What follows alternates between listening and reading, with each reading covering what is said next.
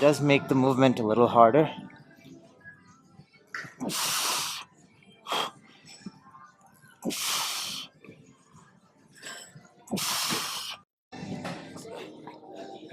The weather is a little rainy, so decided to come into the gym again today. Um, Decided to start off with some front squats. I haven't done like any bilateral, so like no back squats or front squats in a while. So, going to do front squats. This is my top set. I warmed up with just the bar, then the 25, then the 45, now 45 and 25. My goal is to get 8 reps. But yeah, it's been probably at least 4 months since I last front squatted. But yeah, let's see how this goes.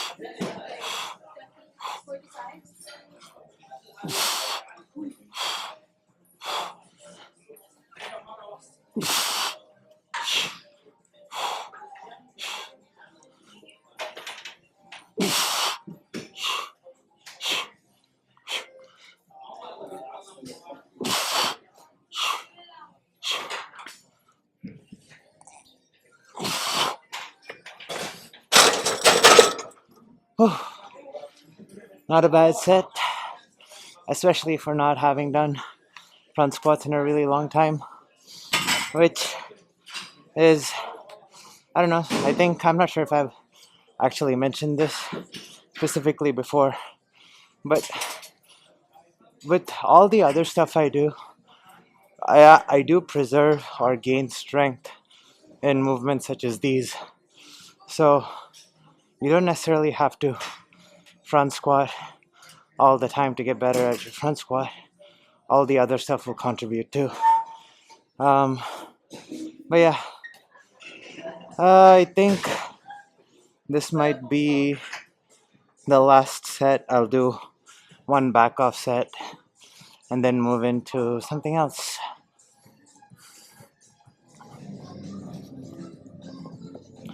I spent a lot of time today thinking about where my front squat strength might be at, and so that's mostly why I did them at the beginning of the workout. Uh, so after the final set, I did a back off set of the front squats, and now I'm moving into staggered landmine squats. Gonna do 5 each side. Usually I rest the barbell on my shoulder. I'm going to hold it in my hand this time. Then I'm going to superset that with kettlebell hold shoulder press. But we will get to that when the time comes. So, going to get under it and get it in a good position. The reason I'm opting to hold it in my hand is I feel like there's an imbalance in my shoulder, and I'm better able to connect with it mentally and rectify it than if I rest it on my shoulder.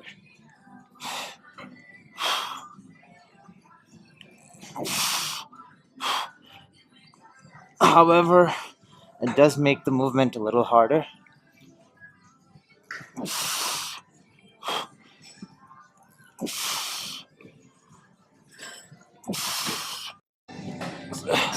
Switching sides after 5. Another thing that I'm doing is I keep my toes planted instead of my full leg to make sure I get a full stretch of the quads and also keep my toes involved.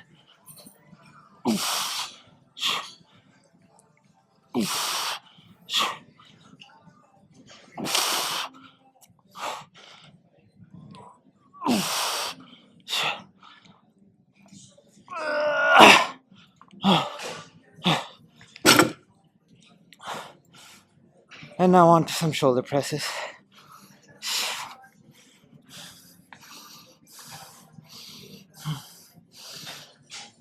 So, let me switch. So holding the kettlebell on heavy kettlebell on one side, and then going to do 8 shoulder presses with the lighter kettlebell.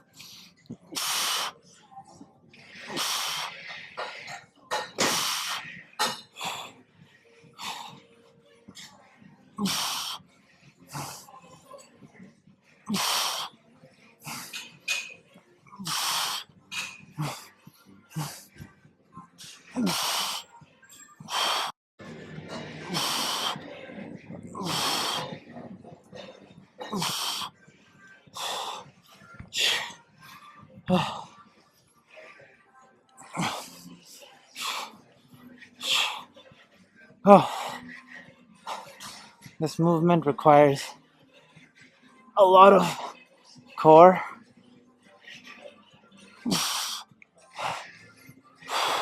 stability,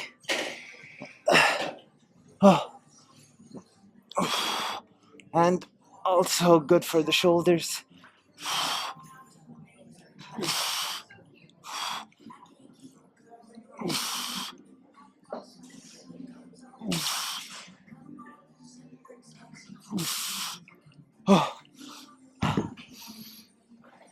And especially after supersetting it with landmine squats, it's quite exhausting. Anyway, gonna do this for maybe 4 sets. This was my second, and then on to something else. I want to do. So I haven't chest pressed in a while, so I'll do some of those. And yeah, I definitely want to do chest presses. And then there's a couple of other movements that I've kind of been ignoring, but mostly to do with chest. I would say I haven't done enough chest, enough ab exercises where I'm really taxing. It's not. I don't know if I guess my earlier viewers might know that I used to do a lot more focused ab work, and so I haven't done too many of that. I also haven't been doing cable good morning, so I might throw some of those in. And yeah, let's see. There's definitely chest and abs that I want to do. And there's a couple of other things that I used to do that I haven't done that I'll try to do. But yeah, we'll see what that is.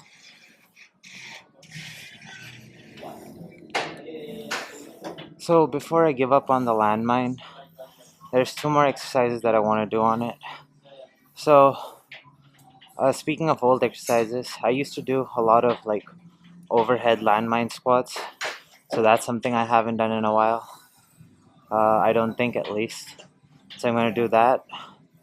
And I'm going to superset that with Deadstop snatches. I do snatches with the kettlebell often, but it's been a while since I've done Deadstop snatches.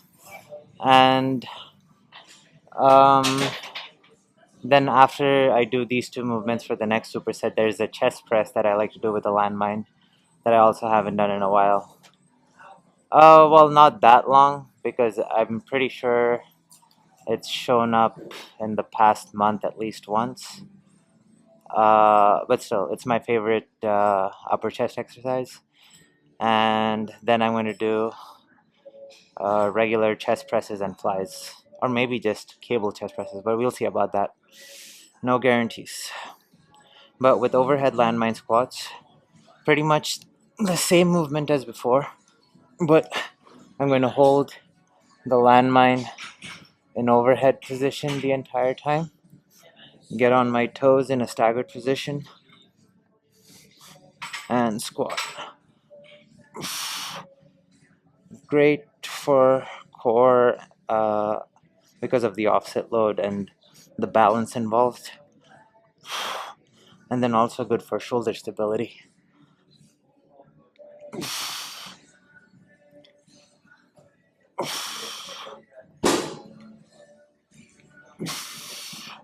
Going for 5 each side.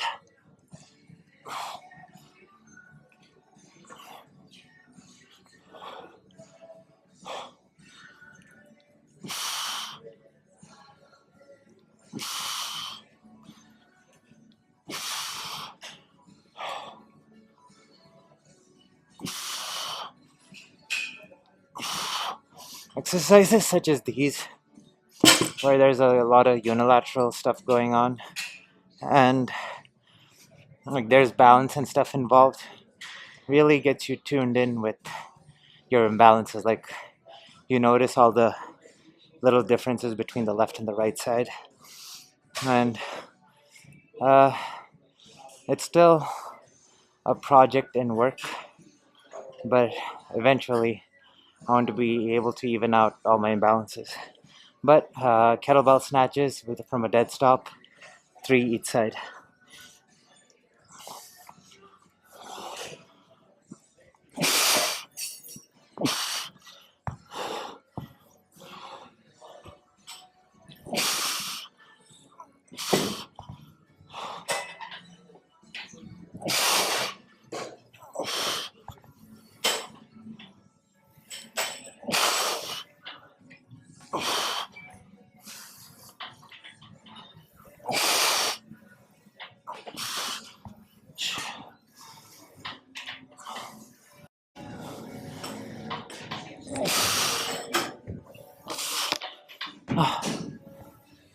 The weight of the kettlebell is 28 kilos, which is why relatively low rep range.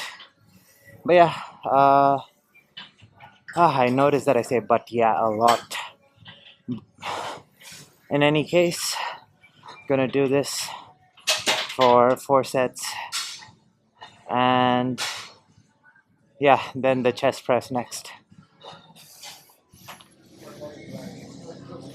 So as promised, going to do the Landmine chest press. So if your gym has a multi-grip bar, which is what this thing is, if you attach it to the Landmine, you can do this pretty unique press, which feels really good on the upper pecs. Looks like this.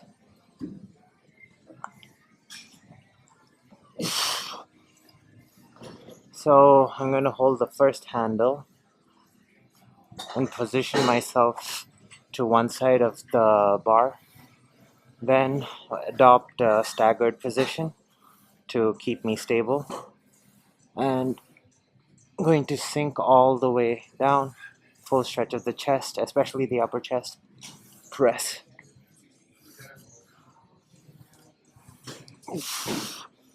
Aside from flies, I can't really think of a standing chest press or chest movement, and so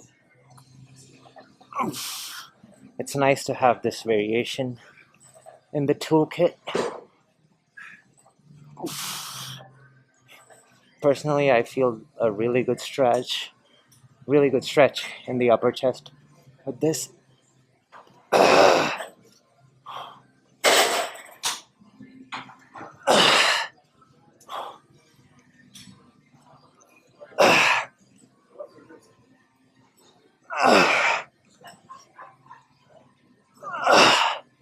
Switching sides after 10.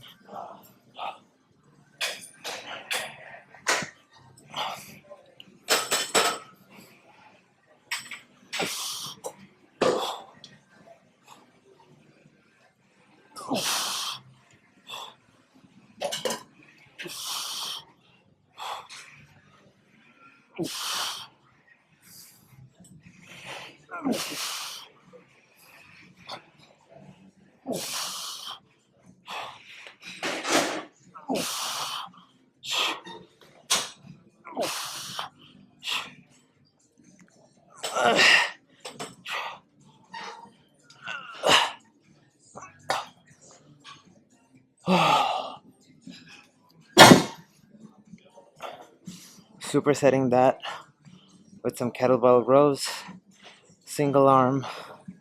So I'm going to position myself such that the kettlebell is kind of at its tip.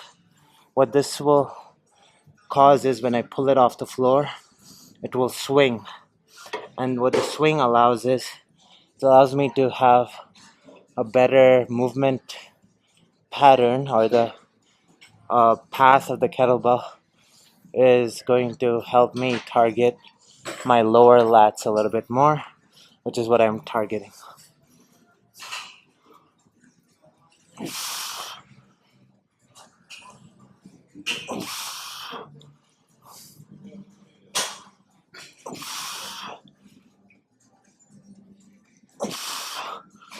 The other side, I guess, other angle will make more sense. So just wait for a second.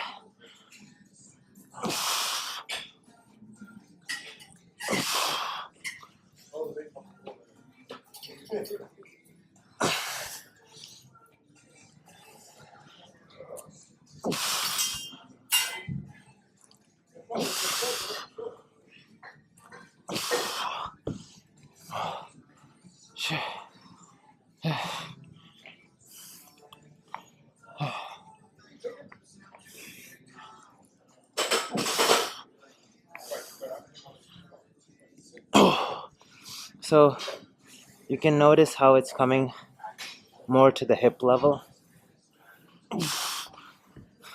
So if it was like this, it wouldn't be as easy to do it. So that's why I have it on the tip and a little ahead of me.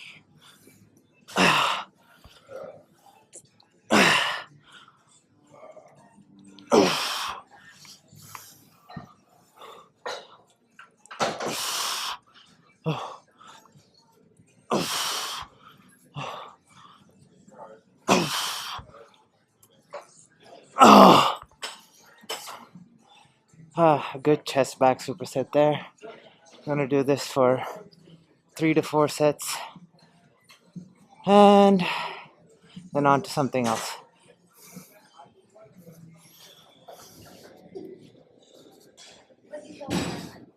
So for the next set of movements, I'm supersetting back and abs, and I'm going to do a back exercise, so single arm seal rows.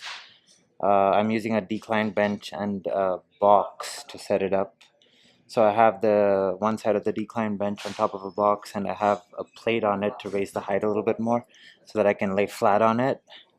I'm going to do seal rows. Seal rows are really good to isolate and target your back. And I'm also able to start from like a rest position, so take away momentum from the exercise. And so going from a complete rest to a row. It used to be an exercise that I did a lot more often. I think in my earlier videos, like episodes 80 and under, these used to appear more often than they have since. And then I'm going to also superset that with an ab exercise that I haven't done in a while. But we'll get to that when the time comes. So, laying flat, using just one kettlebell at a time. Ideally, I think dumbbells would be better to get a full stretch. But the dumbbell area is too far from where this bench is, so decided to use the kettlebell that I already had. So going to have the kettlebell on the floor and row.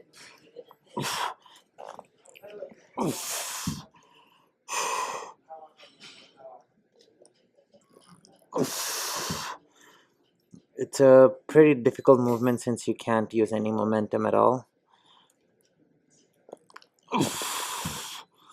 And the single arm version requires quite a bit of core compensation as well.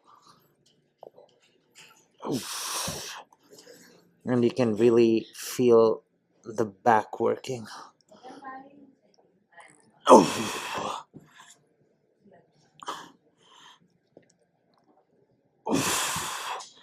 going for 10.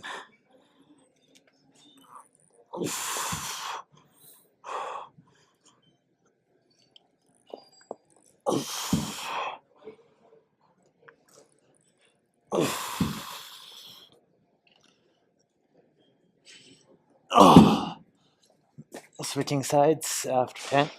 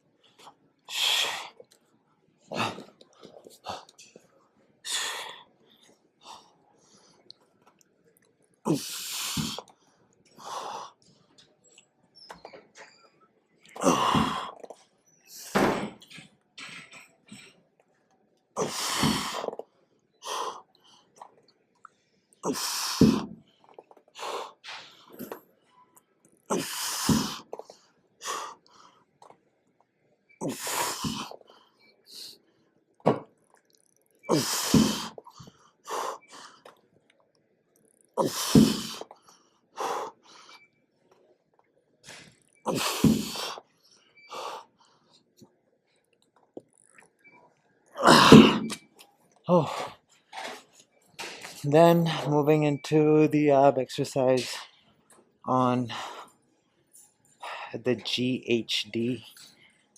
I don't know. I'm pretty sure back in the day this used to be, or at least the first term I came across for this was Roman chair. But I could be wrong. So, going to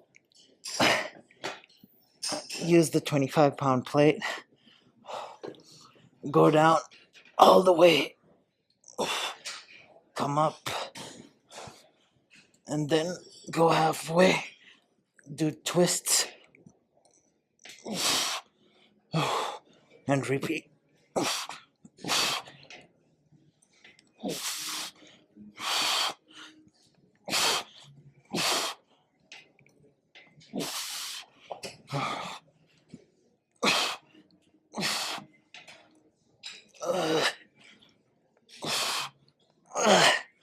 Just doing 5 of those.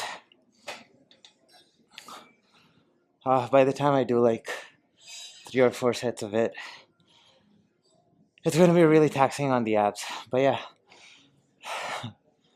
gonna do a superset these two for 3 sets, and then probably cable flies after, if the cables are open. I hope they're open.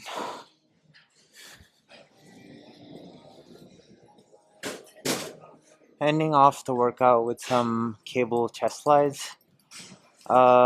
With chest flies, I don't really ever have a rep range. I'm kind of just in my mind for most of the set, and I'm trying to experience the stretch and really get the mind muscle connection. Some of the things that I like to do is look away from the weight. So if this hand's going back, I'll look to the right, which seems to exaggerate the stretch that I feel in the pecs.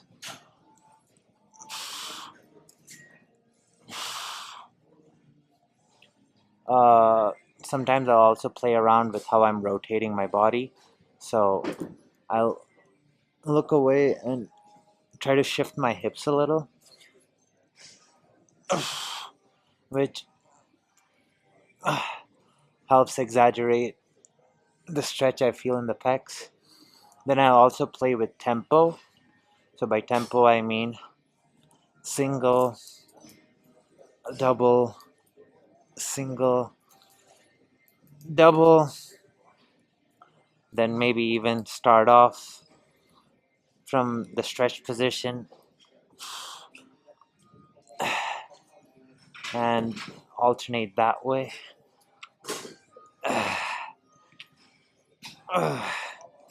Then maybe do a bunch of fast reps. Then slow reps.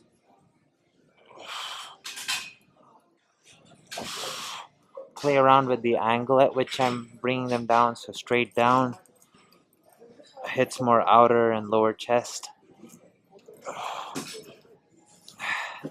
and then just move around more. Uh, and all of that seems to recruit all the chest fibers in a bunch of different ways, get a lot of blood in, and I think it's good to shape up the chest.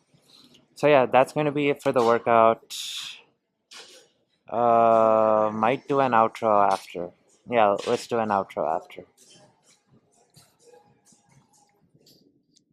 So today's workout started off with some front squats. Front squats is a movement that I haven't done in a while, and it was nice to do them, I guess, and just know that my strength hasn't gone down in that movement.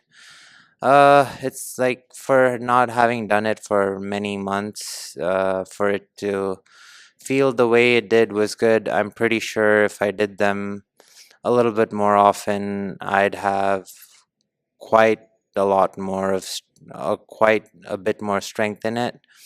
But I'm not in the business of doing 1 rep maxes and stuff anymore. I think it's way overrated. I think it's much better to track your strength with maybe a 5 rep max or 4 rep max or maybe a 10 rep max even.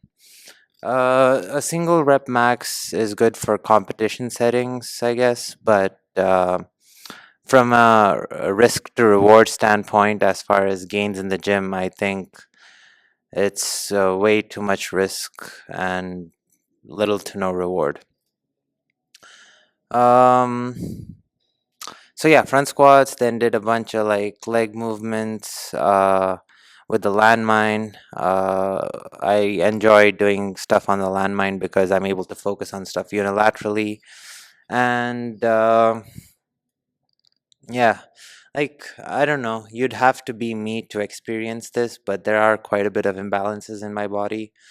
Uh, and doing the landmine exercises, doing the kettlebell exercises allows me to recruit my body, the individual sides, so much more effectively.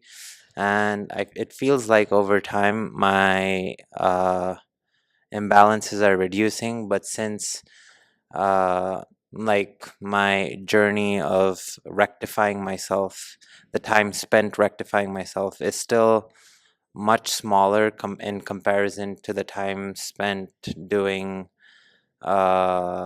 stuff in an unbalanced way. So I do think I have a ways to go before I'm truly in balance. Um, so yeah, then did some seal rows, did those chest presses, did some chest flies. So I keep sort of a mental track of the movements. So like for example, in the past couple of videos, I didn't do any. There were no push-ups. There were no like. There weren't many chest exercises. Like I might have used my chest while moving laterally on the floor in the sled or while crawling, but not necessarily presses. So like I keep sort of a mental track of these things. And so whenever I feel like I haven't done something in a while, I'll do it. That doesn't exactly apply to exercises, but more so like have I utilized a certain capability of the chest. So, for example, I believe the chest gets recruited while pushing the sled, but the way that sort of recruitment is a lot different from doing a chest press or doing flies. So, today when I was working out, I, that was something that I realized that I should be doing and did. Uh, then, what else? Is there anything else I want to say? Oh yeah, the ab exercise. Yeah, that ab exercise that I did on the glute ham machine. It's something that I used to do quite a bit often. It used like I think it. So I think with abs, it's really good to work on them like directly. Uh, I don't know, for a while, or even these days, there's quite a few people that say, "Oh, your core gets recruited when you do call it." When you do like compound movements, when you do like squats and etc. etc. etc. So you don't really need to do abs. Well, if that's true, then why do people who do pull-ups also do bicep curls? Oh, you could just say the biceps get involved in pull-ups. Then why are you doing bicep work? Or why are you doing triceps if you do bench press? Aren't your triceps involved in the bench? So I don't exactly agree with that rationale. I think to build good-looking muscles, it's important to target them directly, along with and so I think the size and overall function of it comes from more compound or athletic moves, but like to be able to shape it right, to make it pop a certain way, and it takes direct work. It takes like focused mental mind muscle connection and uh, you know targeting it a certain way. So that's why I'm not married to any one form of training. There's way too many benefits of each one to be avoiding anyone. So yeah, that's a little bit of lifting philosophy, I guess, or and a recap and some lifting philosophy. Let's just do a quick physique check.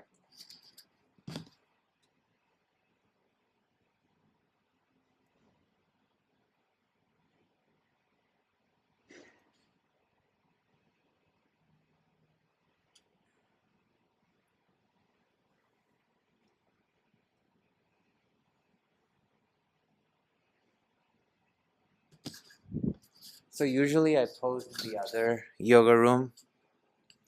This is a bike room. Look a little different in this lighting, but still good.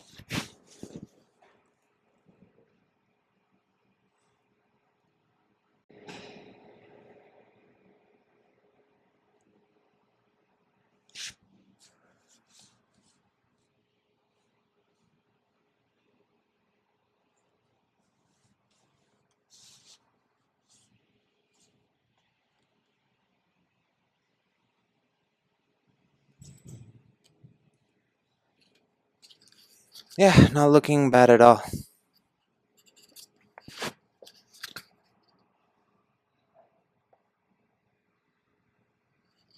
It's gonna rain tomorrow, but I'm gonna try and make it to the park. I prefer working out at the park, but yeah. Uh, in any case, I just said those two phrases so many times. Like I say, but yeah, and in any case, so many times. Uh, this is the end of the video. See you all tomorrow.